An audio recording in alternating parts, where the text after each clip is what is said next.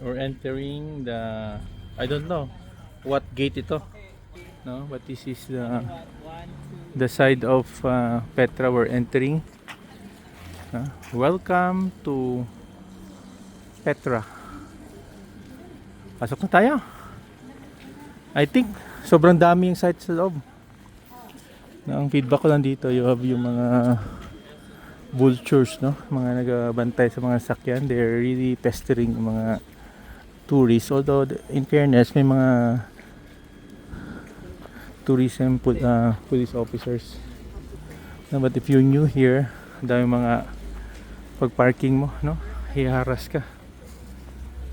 So this is one way for siguro Jordanian authorities, no, tourism authorities to improve, because if you're a tourist, mukhang kawawa ka talaga dito if you don't stand your ground, no? May sabi nila mga stories about these vultures, no.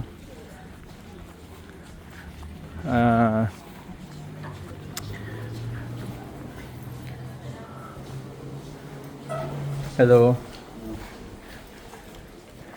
Oh, this is the inside of the visitor center. So ito yung pagpasok mo. Kumpleto pala siya. It's a complex.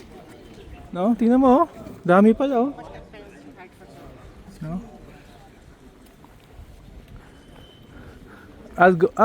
May Petra Visitor Center sila. Okay. Kumpleto pala dito. You can eat pala dito, eh. Everything, oh. Mga food. Take away restaurant. This is the map ata nila, oh. Let's check.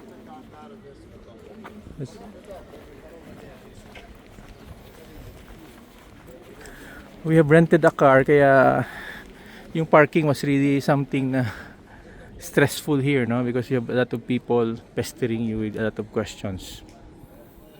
Ito yung trail guide natin, no.